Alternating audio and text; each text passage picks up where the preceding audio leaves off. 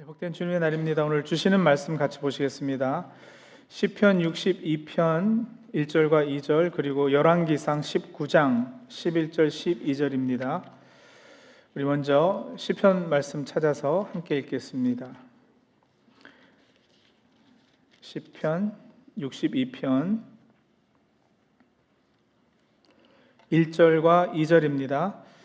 우리 다 같이 한 목소리로 읽겠습니다. 내 영혼이 잠잠히 하나님만을 기다림은 나의 구원이 그에게서만 나오기 때문이다. 하나님만이 나의 반석, 나의 구원, 나의 요새이시니 나는 결코 흔들리지 않는다. 아멘. 열왕기상 19장이요.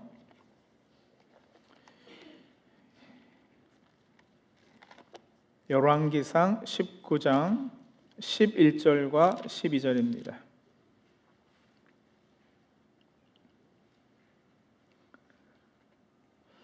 다 찾으셨으면 역시 한 목소리로 읽겠습니다.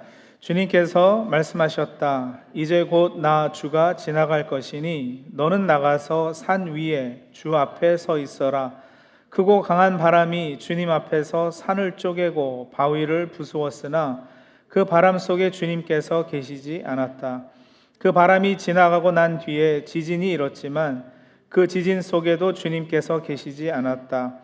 지진이 지나가고 난 뒤에 불이 났지만 그 불 속에도 주님께서 계시지 않았다. 그 불이 난 뒤에 부드럽고 조용한 소리가 들렸다. 아멘. 김용봉 목사님이라고 현재 워싱턴 사김의 교회를 담임하고 계시는 감리교 목사님이신데 제가 매우 존경하고 따르는 분입니다. 이분이 이 사김의 기도라는 책을 쓰셨어요. 이런 책은 한번 빌려보고 말 책이 아니라 소장하시고 두고두고 꺼내 보셔야 할 책입니다. 빚을 내서라도 이 책은 꼭 사십시오. 소장들 하십시오. 이 책에 보면은 사귐을 위한 6가지 도구라는 섹션이 있어요. 그래서 그 부분을 제가 텍스트 삼고 거기 이제 두어 가지 제 나름의 것을 더해서 앞으로 몇 주 동안 설교 시리즈를 진행하겠습니다.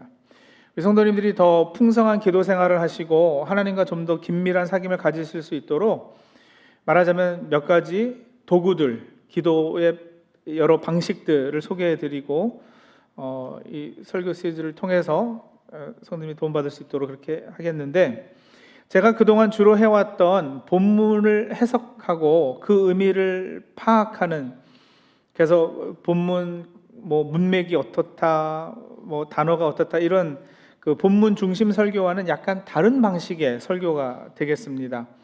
아무래도 그 다른 저자의 책을 텍스트로 해서 그 주제들을 가지고 설교하니까요. 하지만 다양한 방식의 설교가 우리 성도님들에게도 유익하리라고 믿습니다. 양해해 주시면 감사하겠습니다. 자, 여러분, 기도를 어떻게들 이해하고 계시나요? 기도는 무엇이다 했을 때 그 뭐라고 답하시겠어요?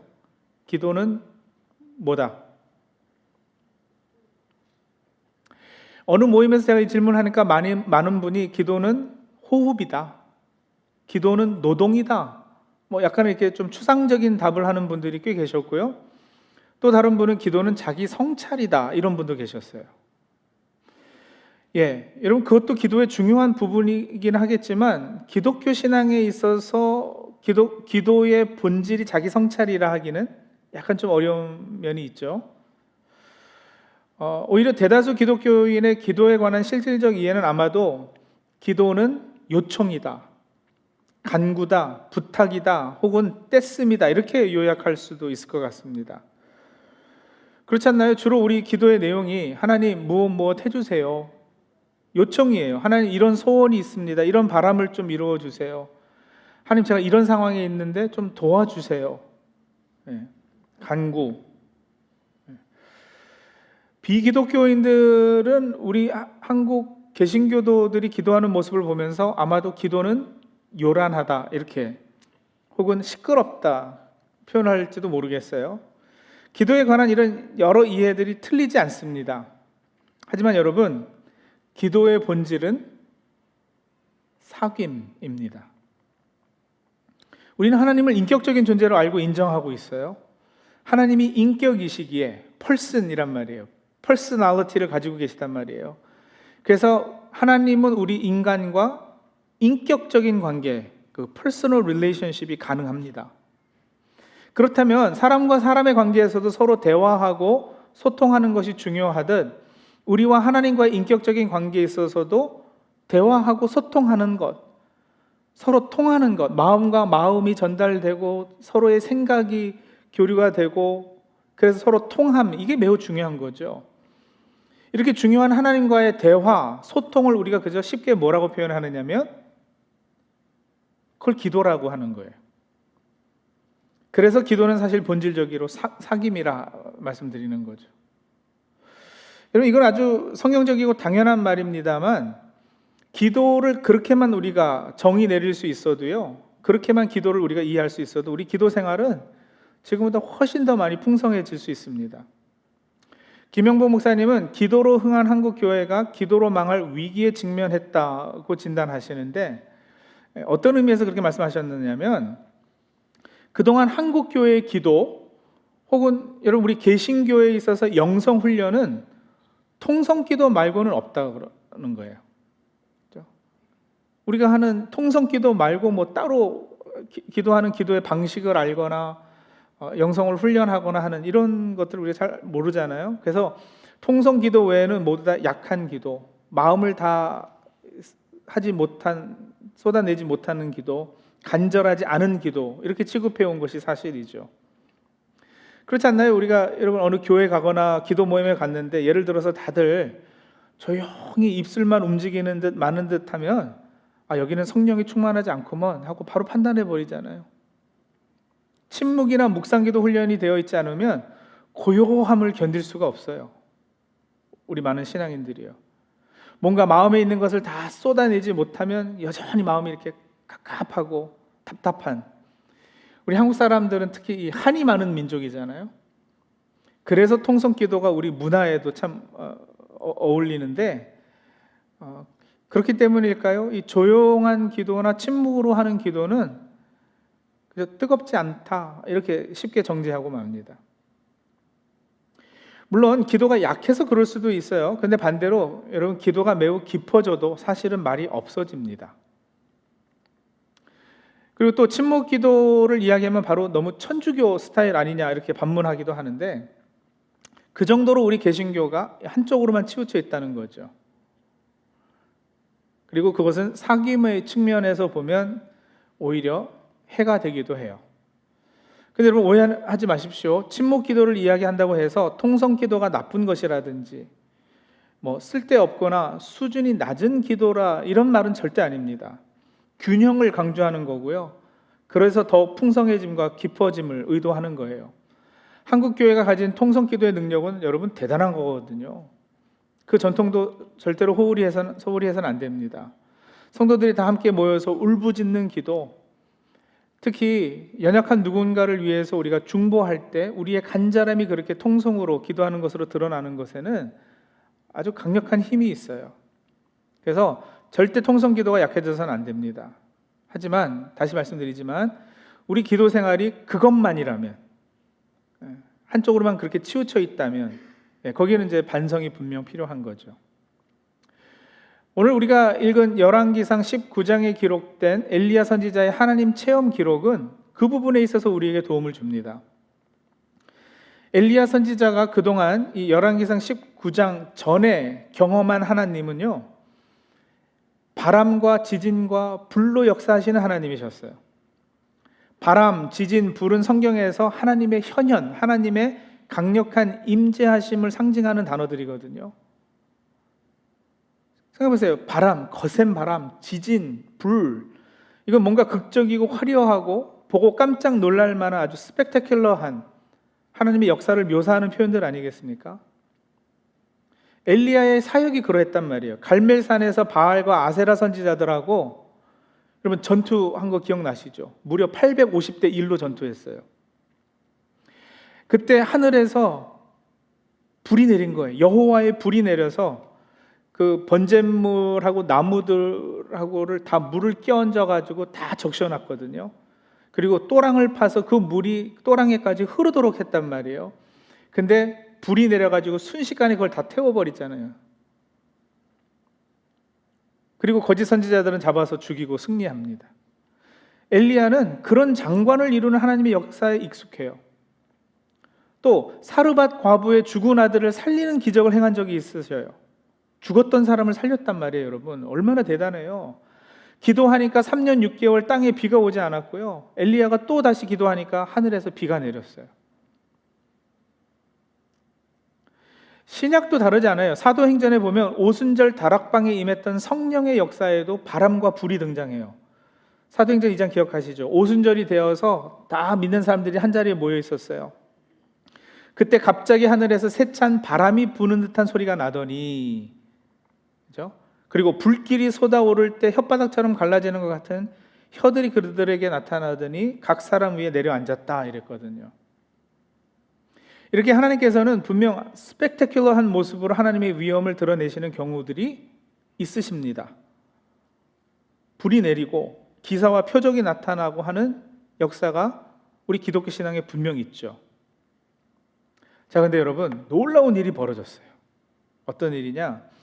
우리가 읽은 열왕기상 19장을 자세히 보면 그러한 바람, 지진, 불 그 가운데 주님께서 계셨다고요? 계시지 않았다고요? 계시지 않았다고 적고 있어요. 엘리야에게도 저에게도 이건 익숙하지 않고 너무 어려워요. 분명한 하나님의 임재를 표현함에도 그 가운데 하나님이 계시지 않았다라는 표현은 아주 역설적이지 않습니까? 말씀드린 대로 바람, 지진, 불은 분명 하나님의 임재 표현이에요. 성경에서 그렇게 사용하고 있어요. 그런데 그런 것들이 확 지나갔는데 그 가운데 하나님은 계시지 않았다는 거예요. 이건 마치 어느 성령 집회에 강력한 성령의 역사가 나타났음에도 하나님이 그 가운데 계시지 않았다고 말하는 것처럼 들려요. 여러분, 그런 경험 없으셨나요? 그 왜 집회하고 이럴 때요, 기도하니까 사람들이 막 뒤로 넘어지고, 병자가 그 자리에서 치유받아가지고 휠체어에서 벌쩍벌쩍 일어나서 뛰고 하는 이런 집회, 가보지는 않으셨어도 유튜브에서 보신 적은 있으시죠? 오순절 개통 교회들에서 주로 그렇게 하는데, 거기 그런 놀라운 역사들이 일어나는데 나는 하나님을 만나지 못한 경험. 대학 다닐 때 저는 누구보다도 부흥의 성령 집회, 은사 집회를 열심히 쫓아다녔거든요. 저는 장로교회에서 자랐는데 가장 친한 베스트프렌드가 순복음교회 다녔어요. 그리고 그 친구 교회에서는 그런 집회를 자주 했던 거예요. 그래서 제가 처음 예수님 만나고 막 한참 뜨겁고 불타오를 때였기 때문에 순복음교회의 그 뜨거움, 열정, 이게 엄청 부러웠어요. 거기 막 예배가 생동감이 있고 막 땀이 흐를 정도로 찬양하고 팔짝팔짝 뛰고. 근데 제가 다녔던 장로교회로 돌아오면은 이거 쥐죽은 듯이 조용하고, 그런 분위기 가운데 누가 기침이라도 한번 탁 째려보고, 이게 너무나도 다른 모습이어서 제가 그런 열정이 너무나도 부러워서요, 하루는 아예 교회를 옮길 작정을 하고 친구 교회를 갔어요, 주일에. 근데 예배를 마치고 나오는데 이게 뭔가 허전한 거예요. 예배는 무척 열정적이었는데 정신없이 요란하게 찬양하고 기도했는데, 자기 교회 처음 왔다고 그 목사님이 안수 기도까지 해주셨는데, 그런데 나올 때는요, 뭔가 하나님이 나를 만나주시지 않았다라는 아주 강한 느낌이 들고 서운하기까지 했고요. 그래서 이건 아닌가 보다 해서는 다음 주부터는 원래 다니던 교회로 돌아갔는데, 여러분, 장로교회가 더 우월하고 순복음교회는 열등하다는 말씀을 드리는 게 전혀 아니에요.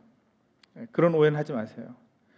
그날 제가 경험한 것을 말씀드린 것의 포인트는 뭐냐면, 바람, 지진, 불같이 하나님께서 역사하시지만, 그 순복음교회 그날 예배 때도 분명 그렇게 역사하셨겠지만 그 가운데 항상 하나님과의 깊은 사귐이 이루어지는 것은 아니란 말이에요.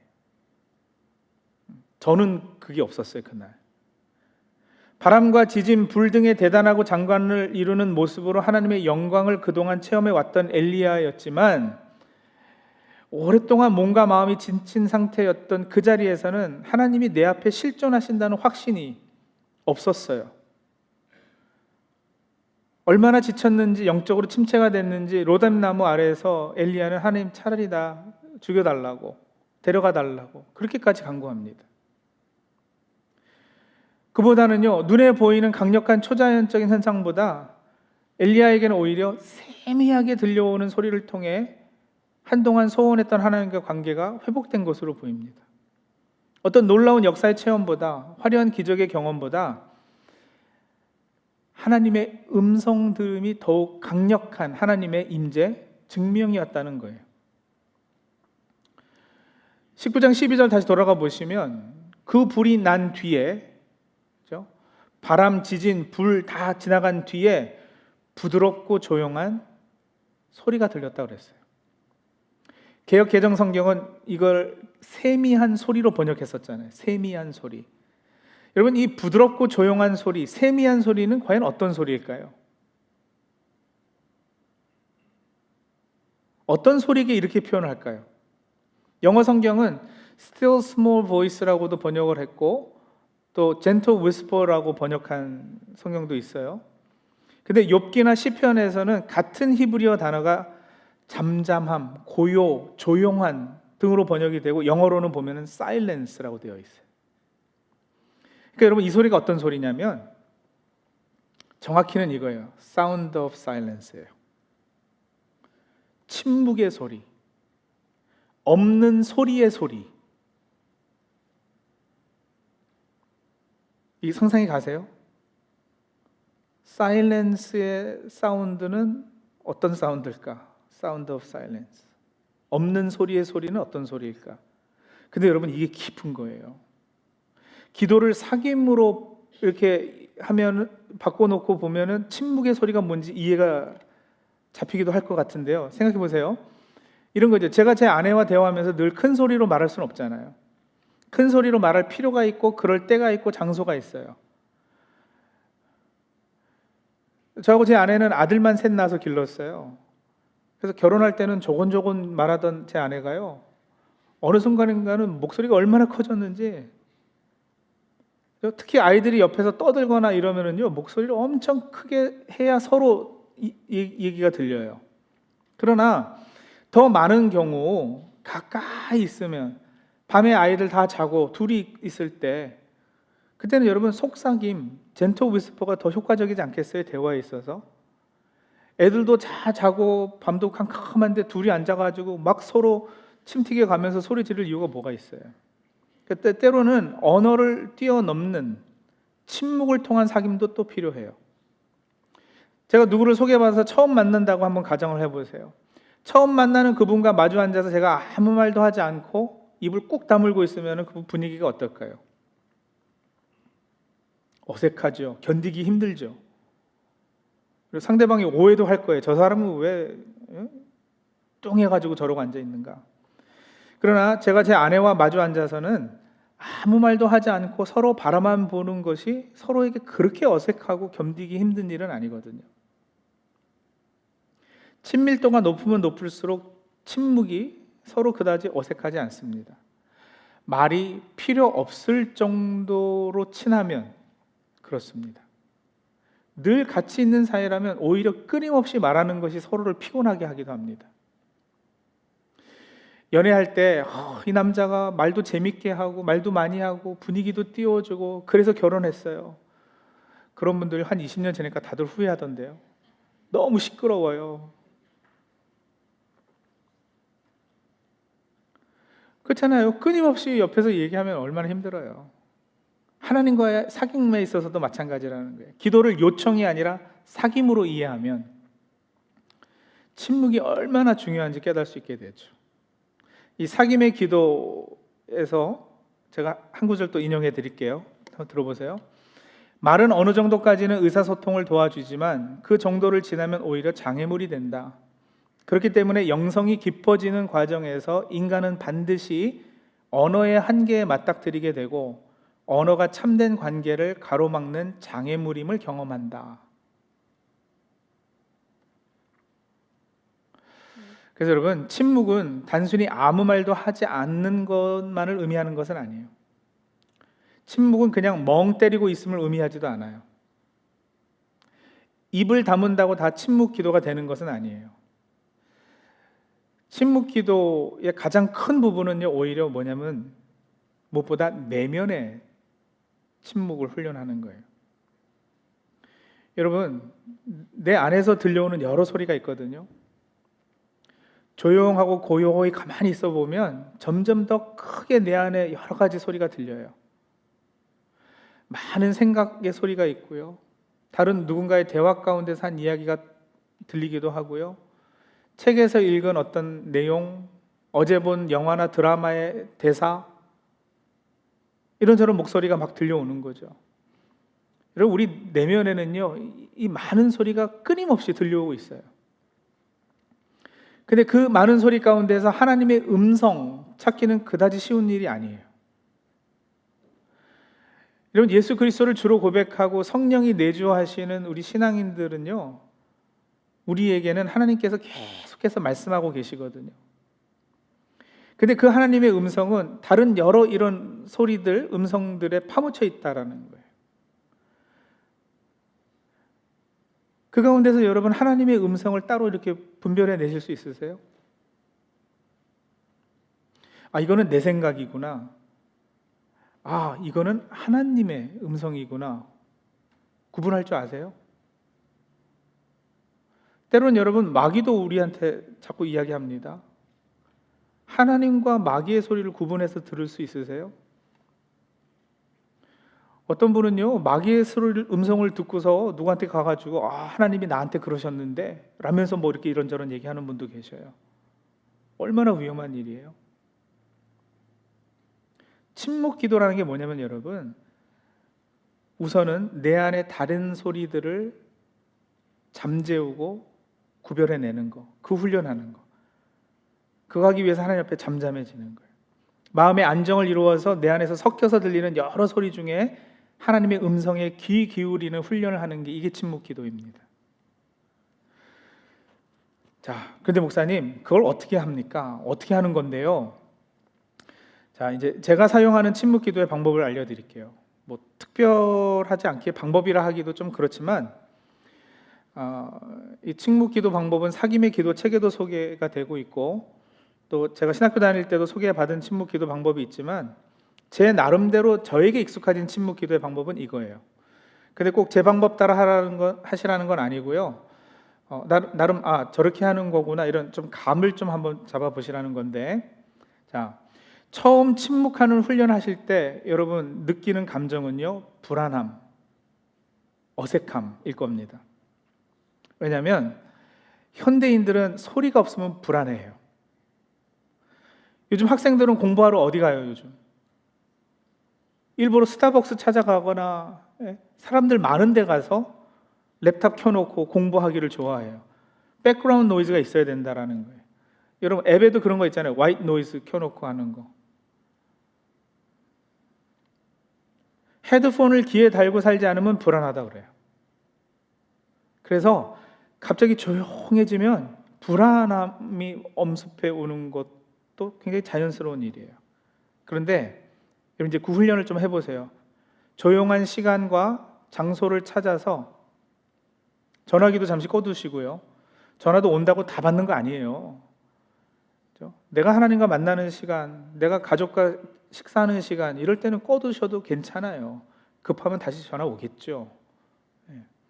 그래서 편안한 자리, 자세, 방해받지 않는 곳, 시간 확보하셔서 딱 앉으셔가지고는 심호흡을 하시고요. 그 불안함과 어색함을 먼저 없애세요. 주위 환경에 신경 쓰지 마시고, 그리고 이제 내면에서 들려오는 소리들을 들어보세요. 처음부터 안 들으려고 하는 게 아니에요. 오히려 들어야지 돼요. 그러면 여러분 아내 목소리도 들리고, 아까 전에 얘기했죠. 영화 한 대사도 떠오르고, 오늘 교회에서 어느 형제님이 붙잡고 나에게 뭐라고 한 한마디가 계속 반복해서 되풀이되기도 하고, 누군가가 나를 비난했거나 혹은 반대로 칭찬했거나 하는 소리들은 얼마나 크게 들리는지 모르겠고요.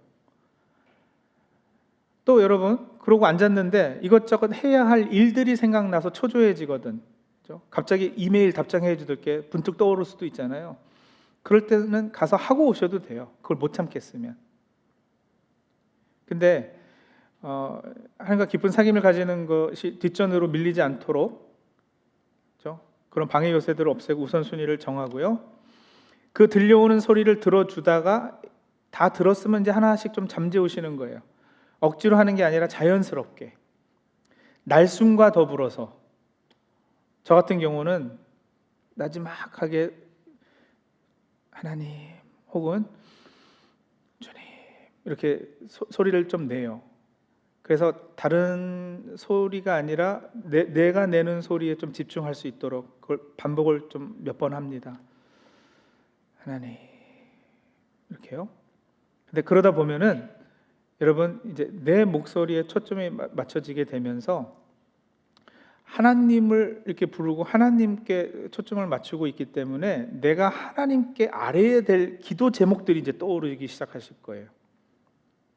그래서요, 그럴 땐 또 기도하시는 거예요. 하나님, 제가 좀 이게 필요하고요. 하나님, 이런 문제가 생겼는데 해결해 주시고요. 하나님, 우리 교회 어떤 형제님이 이런 어려움을 당하고 있는데 좀 도와주시면 좋겠습니다. 하나님, 이런 억울한 일을 제가 당했습니다. 마음이 아픕니다. 얘기하는 거예요. 여러분, 그거 이제 주로 요청 기도, 부탁 기도들이잖아요. 우리가 주로 하는 기도의 수준이 거기서 머무르고 마는데 하셔요. 괜찮아요. 기도 제목이 강력하게 마음에 다가오면 자연스럽게 하세요. 근데 여러분, 그 기도 제목 가지고도 몇 분 기도하다 보면 그것도 흘러가지 않겠어요? 같은 기도 제목 가지고 계속 되풀이할 수는 없잖아요. 여러분, 우리가 세계 평화를 위해서 기도하고 한국의 뭐 대통령을 위해서 기도하고 세계 방방 곳곳을 돌고 와도 여러분 한 15분이면 끝날걸요? 그러면 그 후에는 이제는 내 목소리, 내 기도 요청 제목도 떨어져서 조용해져요. 마음이 차분해지고 분주함이 사라지고 고요함과 평안함이 찾아오는 때가 있어요. 그때 그렇죠? 내면의 소리도 잠재워지고 하나님 대상으로 내가 가지고 있었던 기도 제목들도 아래서 이렇게 싹 안개 사라지듯이 사라지고, 그래서 그냥 고요한 상태가 되면 그때 여러분 이제 졸리기 시작할 거예요. 침묵 기도를 시도하는 많은 분들이 그래서 거의 대부분 조시고 그러다 주무시고 그러시면 거기서 그냥 끝내버려요. 포기하셔요. 근데요, 여러분 졸리면 그냥 조시면 돼요. 침묵해야지 억지로 그럴 건 또 아니에요. 근데 그런 단계를 넘어서면은요, 조금 더 훈련하다 보면 아주 피곤하지 않은 이상 정신이 말짱해지면서 생각을 많이 하는 것도 아닌데 하나님의 임재를 즐기는 시간이 느껴지실 거예요. 이거는 말로 표현되는 그 무엇이 아니에요. 경험해 보셔야 돼요. 이거 되게 좋은 건데 제가 어떻게 설명이 안 돼요. 그래서요, 그 하나님께 집중하는 상태를 넘어서 하나님의 임재 가운데 있음을 확인하고 그것을 즐기는 상태. 어떤 분은 그 상태를요, 엄마 품속에 안겨있는 갓난아이의 모습으로 설명하기도 하고, 사김의 기도책에는 열심히 헤엄쳐서 물 한가운데로 나간 후에 몸짓을 멈추고 그냥 물이 흐르는 대로 그 흐름에 자신을 맡기고 즐기는 것과도 같다, 이렇게 표현도 하셨어요. 그렇게 하면은요, 여러분, 우리가 어떤 생각의 골몰에 있으면 옆에서 뭐라 그래도 어쩔 땐 안 들리는 것처럼 하나님 앞에 잠잠히 있으면 하나님의 존재만이 그 세상의 어떤 것보다 크게 느껴질 거예요. 그래서 내 쪽에서 말하면 그치고 그러는 가운데 하나님의 음성이 들리는 경우들이 있어요. 귀에 들리는 소리는 아니에요. 근데 내 생각도 아니에요. 단어들로 이루어진 말은 아니에요. 근데 알아들어요. 알아듣겠는 거예요. 그러는 가운데 때로는 위로도 주시고 어떤 때는 확신도 주시고 마음에 막혀있는 무언가도 풀어주시기도 하시고, 말로 하시는 것은 아닌데 알아듣겠는 거예요. 그러다 어쩔 때는 주체할 수 없는 울음이 터지기도 하고 전에 느껴보지 못했던 세상에 줄 수 없는 평안을 맛보기도 하고, 여러분 그런 체험들 하시게 될 겁니다. 근데 언어의 한계 때문에 그것을 음성이라고 표현할 수밖에 없어요. 적어도 제가 아는 사운드 오브 사일런스는 이거예요. 그나마 제일 비슷하게 설명할 수 있는 거는요, 예를 들어 제가 아내하고 말없이 눈짓으로 무슨 생각 순간적으로 이 통하는 경우가 간혹 있거든요. 분명 서로 말은 안 했는데 저 사람 무슨 생각하고 있다 알겠는, 텔레파시가 있다면 아마 그런 것 아닐까 생각이 되는데, 그런 경우죠. 그러면 여러분, 내가 가지고 있었던 어떤 큰 문제가 그 하나님의 임재 가운데 세미한 소리, 사운드 오브 사일런스를 듣고 나면 그다지 심각하게 않게 되는 일도 있고요, 미움이 가득했었는데 긍휼이 생기기도 하고, 불평이 사라지고 감사가 자리를 잡기도 하고요, 나를 비난하는 대상을 위해 기도하는 마음을 품게도 되고, 누구를 판단하고 정죄하는 마음이 내려놔지기도 돼요. 여러분, 이런 기특한 일이 내가 한다고 할 수 있을까요? 아니거든요. 이거 하나님이 하시는 일이거든요. 그리고 무엇보다 내가 하나님의 임재 안에 거하고 있다는 사실이 확인됨으로 다시 새 힘을 얻게 됩니다. 오늘 봉독한 시편 62편 시편 기자의 고백이 그래서 바로 동감이 되죠. 내 영혼이 잠잠히 하나님만을 기다림은 나의 구원이 그에게서만 나오기 때문이다. 하나님만이 나의 반석, 나의 구원, 나의 요새이시니 나는 결코 흔들리지 않는다. 이 시편 기자의 고백이 이제 내 고백이 되는 은혜를 누리시는 저 우리 성도님들이 다 되시기를 바랍니다. 여러분, 숙제를 드리겠습니다. 이번 설교 시리즈는 매주 다른 방식의 기도를 소개해드리고 매주 숙제를 드릴 거예요.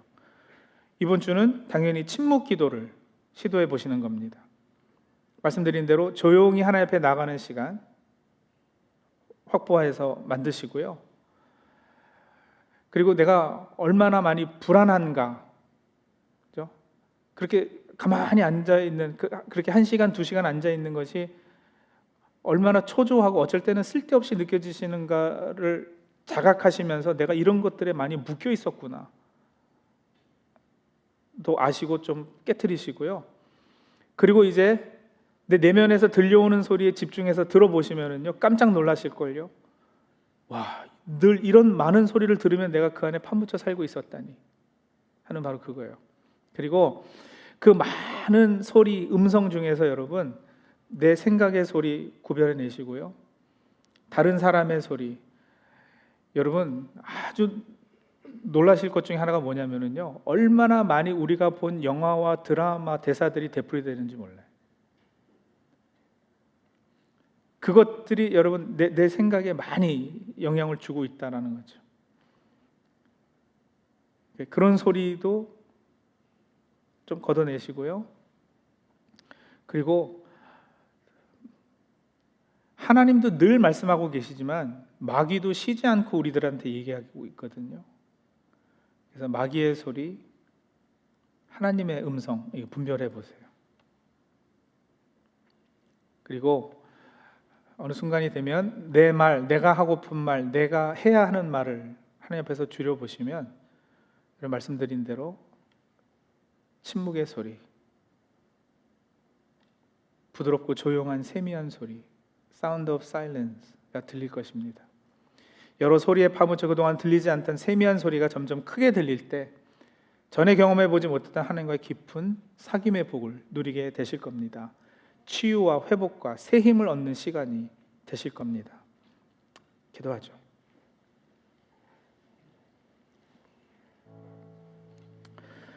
여러분, 사귐의 기도 책에 보면 김영문 목사님이 이런 표현을 사용하셔요. 말 멈춤의 침묵과 말 막힘의 침묵이 있다고 하셔요. 깊은 영성에 이르러 하나님을 뵙고 그분의 위엄과 진리와 사랑을 깨달으면 할 말을 잃어버리는 침묵에 이른다. 형용할 수 없는 아름다운 광경을 볼 때나 마음을 사로잡는 아름다운 음악을 들을 때 우리는 할 말을 잃는다. 그저 놀라고 감사할 뿐이다. 하나님의 현존을 처음으로 경험하면 자신의 죄성 때문에 말이 막히지만 그 단계를 넘어서면 그분의 위엄 때문에 말이 막힌다. 어렵게 짜내어 말해보고는 그 말이 공허하고 어색하다는 것을 느끼고 금방 포기하게 된다.